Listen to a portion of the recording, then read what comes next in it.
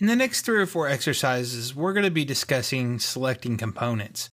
While this is very simple, there's a lot to it, so I'm going to break it up into a couple short videos, but I'm not going to spend a whole lot of time talking about it, but I am going to cover a lot of ground, so try to keep it short and sweet. Of course, everybody knows you can click on something. This is a Windows-based program, pretty straightforward. But you'll notice sometimes I click on things and the entire subassembly will highlight, and other times it won't. And the reason is because of the selection. If we come up here to the top, you'll notice that we have some selection priorities that we can set. So if I say component priority, what that's going to do is it's going to grab the subassembly, the next level down from the highest level. If I select it to part priority, I can actually select a part that I can't even see. So if I select on this, somewhere in here, I'm hitting a part inside of a subassembly. It makes it very easy if I want to come in here and right click and say edit.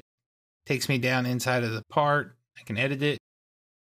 Or for example, inside of a subassembly inside of a part.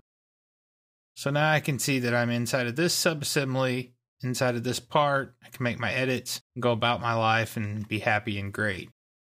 I can even go down into body priorities, take it even further.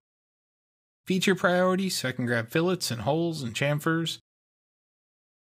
Go down to faces and edges.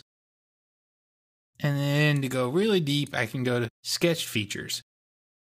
Really and truly the way this works for me is the component to part are the two I mess with in assembly.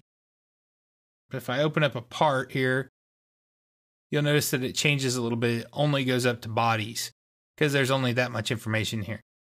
So sometimes if I need to select a feature, I'll change it over to feature. Faces and edges is mostly what I use inside of the part environment. And then if I really want to get down to the nitty gritty, I can go to sketch features and I can pick on something inside of a sketch without even seeing the sketch. So you can see there's a couple little options in here and it changes by the environment that you're in. You know, in the assembly environment versus the part environment. I'm just looking at this complex assembly. This was in chapter 6 originally. You can take a look at this if you want to play along at home. As you go through and select things, don't forget you have your right click options so we can go through and select everything. Don't forget if you do turn one of these on, especially if you go way down deep inside of the assembly level, to go back and change it back to something else when you get ready.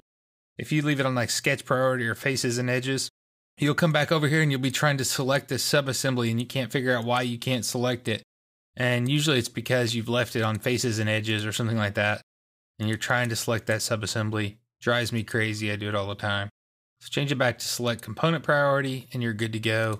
And whenever you open it up next time, you should be ready to go and be able to select those components.